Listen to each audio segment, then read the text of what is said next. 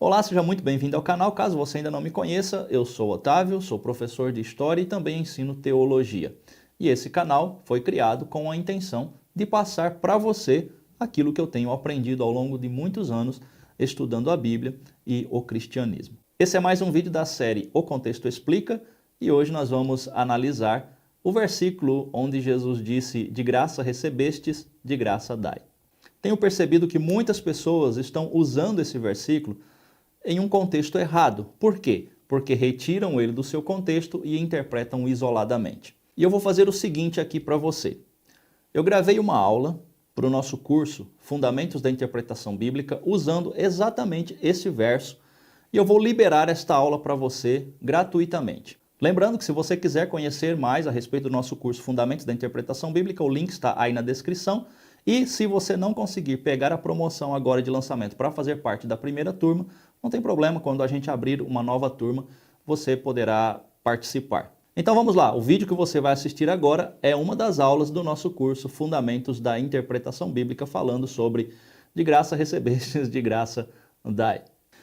Dando sequência às aulas do nosso curso, hoje eu quero trazer mais uma aula prática para você, com a interpretação de mais uma passagem das Escrituras. Nas aulas anteriores, nós já fizemos algumas aulas práticas aplicando toda a teoria que você viu até aqui, na passagem de Mateus capítulo 7, a passagem ali da parábola dos dois construtores.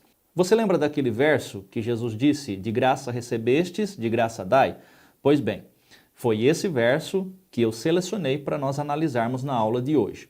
E eu escolhi esse texto porque ele vai se encaixar muito bem dentro da temática do nosso curso, que é a interpretação bíblica. Eu tenho visto que muitas pessoas usam esse versículo de forma equivocada.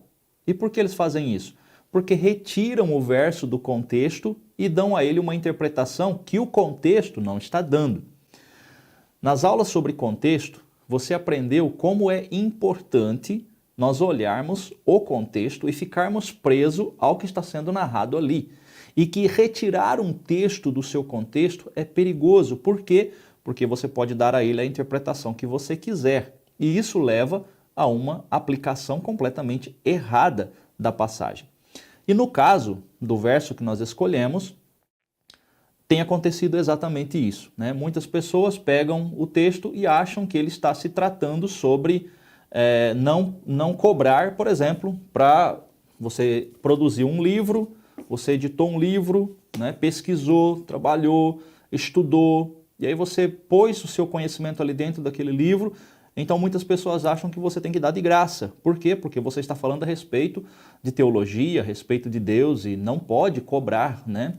Então essa é uma interpretação equivocada da passagem, porque você vai ver na hora que fizermos a análise que não tinha nada a ver com isso quando Jesus falou de graça recebestes, de graça dai. E eu quero já fazer uma diferenciação antes de nós irmos para a análise, porque você já vai analisar o texto com esta mentalidade. É importante você entender que a salvação, por exemplo, eu não posso vender, eu não posso cobrar para pregar o evangelho para alguém, para dizer para alguém: olha, Jesus te ama, Jesus morreu para te salvar por causa dos nossos pecados. Não posso cobrar por isso, por quê? Porque a salvação eu também recebi de graça. Eu não posso cobrar para orar por alguém, eu não posso vender a fé, como muitos falsos apóstolos e falsos profetas têm feito nos dias de hoje. Mas acontece que quando eu estudo para escrever um livro, ou até mesmo para fazer um curso, como esse que você está participando, exige equipamento, exige produção, investimento pesado, e tudo isso não vem de graça, não é? E outra coisa, você está adquirindo uma informação que você não teria se a outra pessoa não tivesse se debruçado em cima de muitos livros, de muita pesquisa, gastado muito tempo da sua vida para poder estudar e passar essa informação para você. Não estamos falando de salvação, estamos falando de aprofundamento em um assunto, em um tema, como, por exemplo, cristianismo. Você quer se aprofundar na história do cristianismo? Você quer se aprofundar na interpretação bíblica? Obviamente que esses conhecimentos você precisa adquirir através de muito estudo, de muita pesquisa. E quando você pega um livro que já está escrito, que já está feito, ou faz um curso como esse que você está fazendo, uma outra pessoa gastou todo esse tempo de pesquisa para que você não precise gastar. Então é, na verdade, justo que você retribua este investimento, que vai ser muito menor do que a própria pessoa investiu. Ou seja, você vai adquirir um conhecimento com um investimento bem menor do que o que a pessoa investiu para te passar esse conhecimento. Quando você trabalha, você produz um material, um livro, um curso, seja lá o que for, a outra pessoa vai adquirir esse material e esse produto, por quê? Porque ela não quer fazer o mesmo investimento que a outra pessoa fez e gastar o mesmo tempo que a outra pessoa gastou. Então, na verdade, é justo que você retribua o esforço e o investimento que a outra pessoa fez, porque você não vai precisar fazer. Veja como é interessante analisar cuidadosamente os textos dentro do seu contexto para não tirar dali uma interpretação completamente equivocada. E é isso que nós vamos fazer nesse momento. Você já está vendo aí na sua tela os slides e eu coloquei 4 opções que serão a base para o nosso estudo nesse momento, tá? Lembrando que se você está estudando um outro assunto, uma outra passagem, você pode, como eu já disse nas outras aulas, você pode acrescentar e pode implementar mais a sua interpretação. Esses 4 aqui, para o que nós precisamos, é suficiente. Então, o que nós vamos fazer? Nós vamos observar o contexto, nós vamos interpretar, ou seja, responder quem falou, para quem falou, por que falou. Vamos relacionar alguns textos e também identificar o momento histórico e vamos também fazer a aplicação do texto para os dias atuais. Ok? Então vamos lá.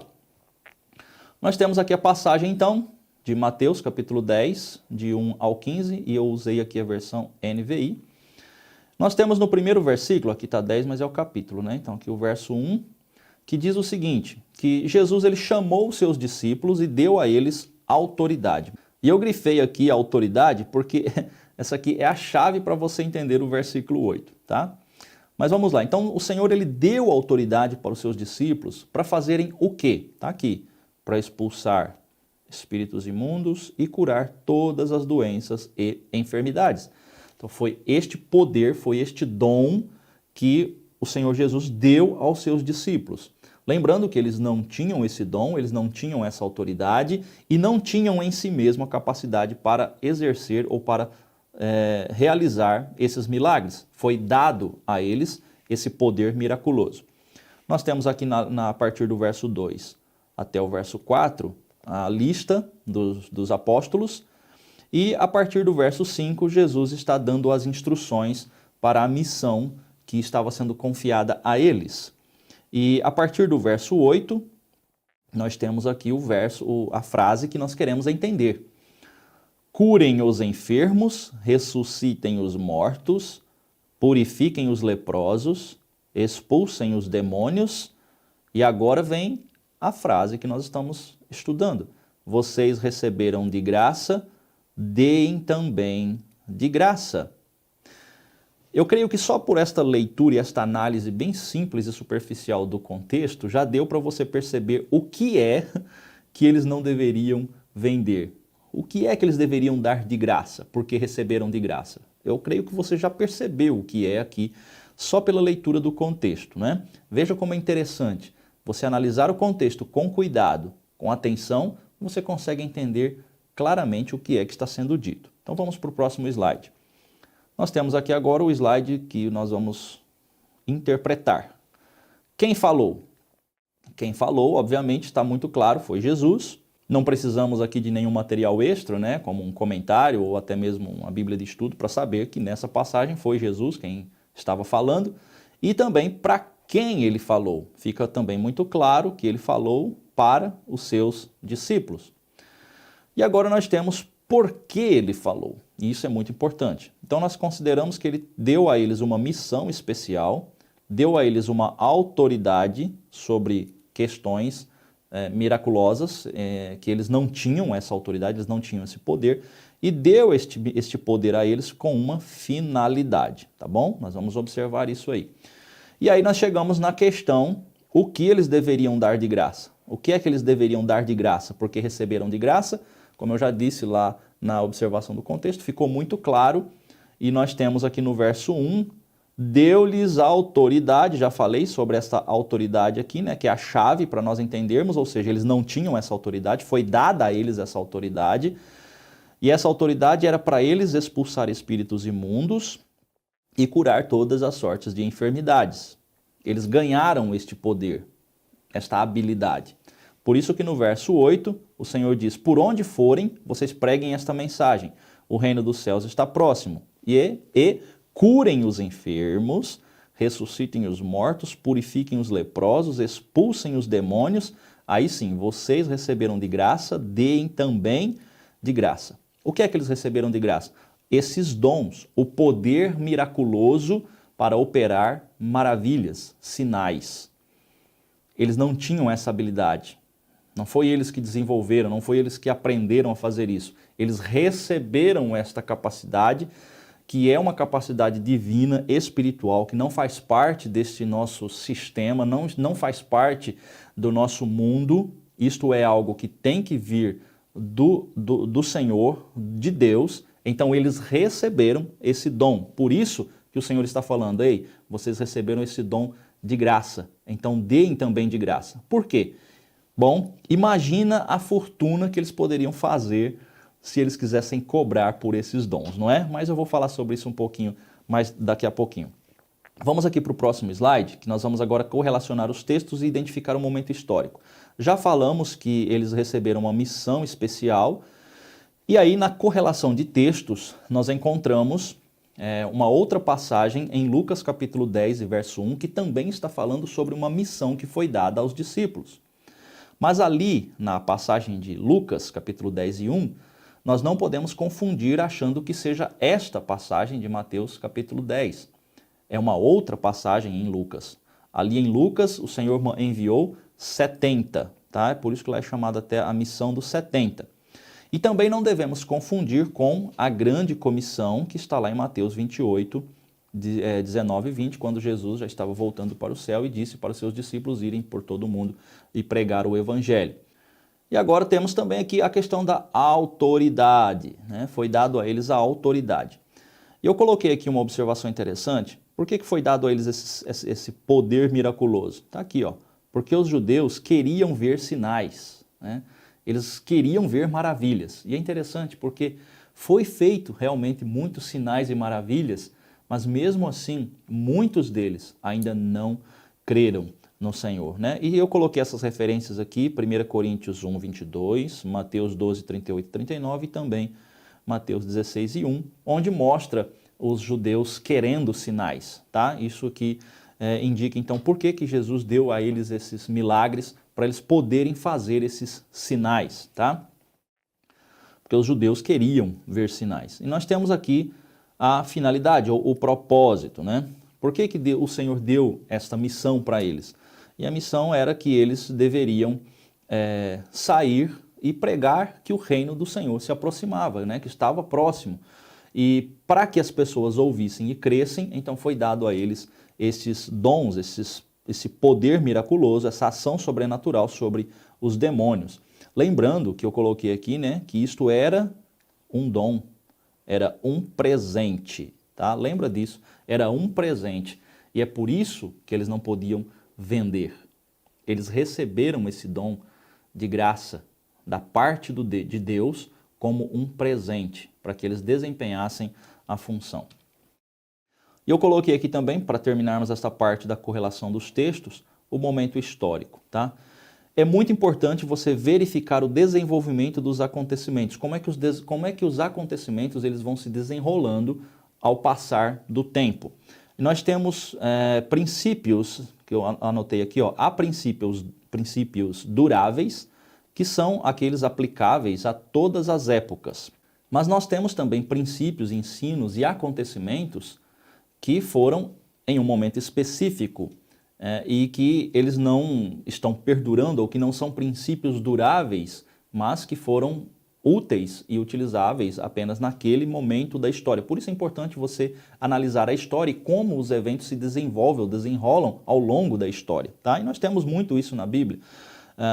Você deve observar, eu anotei aqui, ó, você deve sempre observar em que momento o ensino foi dado e como ele se desenvolve na história. Se você ler o livro de Atos, você vai ver isso acontecendo. Como que certos princípios e certas práticas começaram no início da igreja, mas depois eles foram adotando outros costumes, outras práticas. Então, há ensinos que realmente são duráveis, mas há também questões que são por um momento ali temporário e que no decorrer da história nós vamos vendo esses princípios sendo amadurecidos, né, e moldados de uma outra maneira. Nós temos isso muito claro no livro de Atos. Se você ler com atenção, você vai ver como existe ali um crescimento da história e um desenvolvimento até mesmo dos ensinos e da doutrina, um amadurecimento no entendimento do que é o Evangelho, principalmente quando vai fazendo essa cisão, essa divisão entre o cristianismo e a lei, entre os ensinos de Paulo e os fariseus. Você vai vendo como vai sendo feita essa diferença entre o que era a lei e agora o que é a graça. Então isso é muito importante você observar no estudo da Bíblia.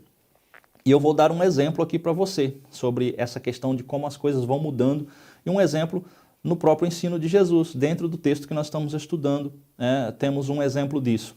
Quando no verso 10, Jesus estava dando essa missão aos seus discípulos, o que ele disse? Não levem nenhum saco de viagem, ou seja, o alforje, conforme a tradução que você estiver usando. Não levem nem túnica extra, nem sandália, nem bordão. Mas em Lucas 22, já no finzinho, né, do ministério de Jesus, pouco tempo antes dele enfrentar a cruz e voltar para o céu, ele vai fazer menção a este momento que nós estamos estudando de Mateus 10, mas ele vai agora fazer uma inversão, ou seja, nós vamos encontrar aqui que as coisas mudaram, não é mais como ele havia ensinado em Mateus capítulo 10.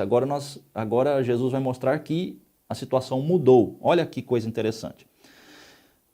Lucas 22 e 35. Então Jesus lhes perguntou: quando eu os enviei sem bolsa, saco de viagem ou sandálias, faltou-lhes alguma coisa? Sobre que momento Jesus está falando aqui? Fica claro, né? Ele está falando sobre esse momento aqui. Aqui de Mateus capítulo 10.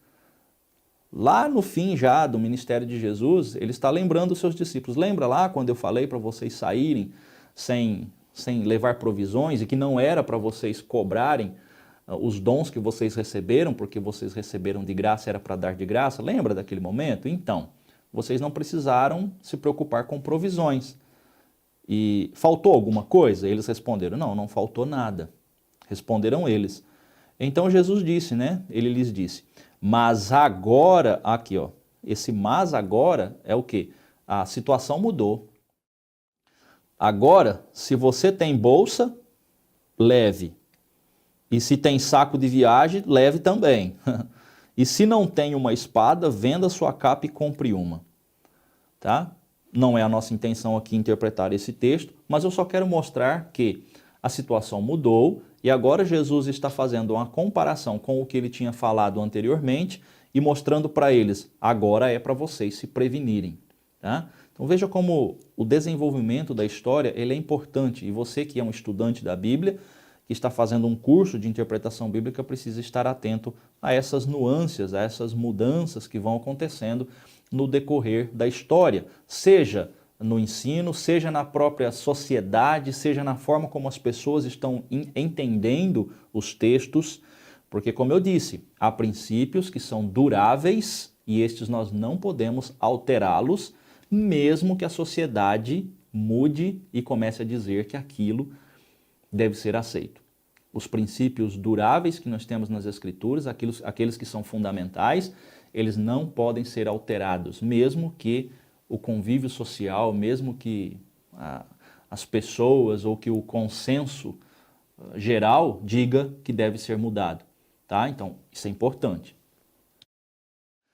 Como eu disse lá no começo, né, a aplicação agora para os nossos dias, que é a quarta parte, aplicar para os nossos dias. Lembra que eu disse? Eles poderiam fazer uma fortuna com esses milagres. Imagina se eles cobrassem para fazer todas aquelas curas, expulsar demônios, ressuscitar mortos. Mas o Senhor falou, vocês não vão cobrar porque vocês receberam esses milagres, esse dom de fazer milagres, vocês receberam de graça. Então o poder não vinha deles, não havia mérito ou capacidade neles para realizarem esses milagres. Deus deu a eles esse dom de graça.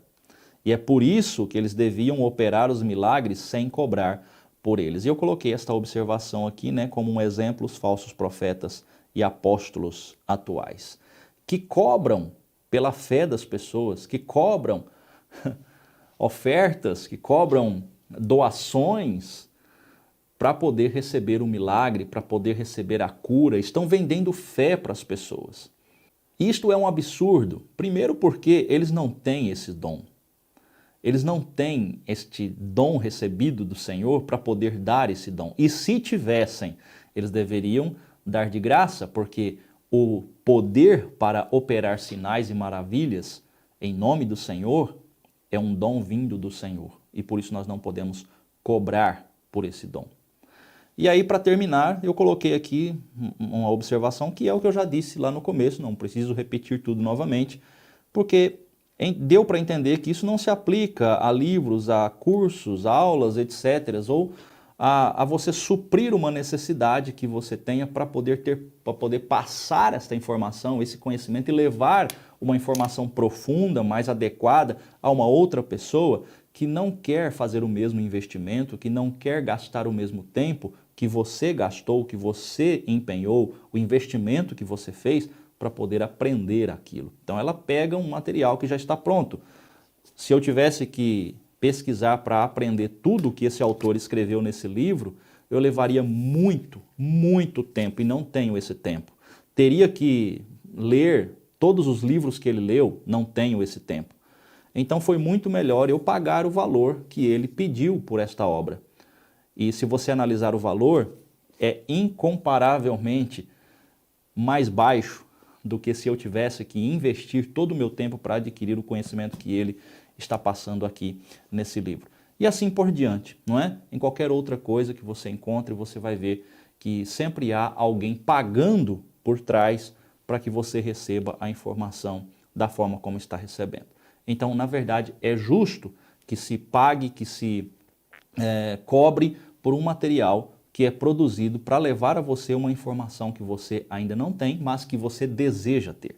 Conhecimento histórico, conhecimento científico, conhecimento interpretativo, literário, tudo isso a gente adquire com muito esforço, com muita dedicação, gastando tempo e passa essa informação para que você não precise gastar o tempo que a gente gastou e nem investir aquilo que nós investimos. E fique como um incentivo, né, mais um, para que você mergulhe na interpretação bíblica, porque realmente é maravilhoso quando a gente consegue descobrir o que realmente o texto está dizendo e a gente não corre o risco de aplicar aqueles ensinos de uma forma equivocada.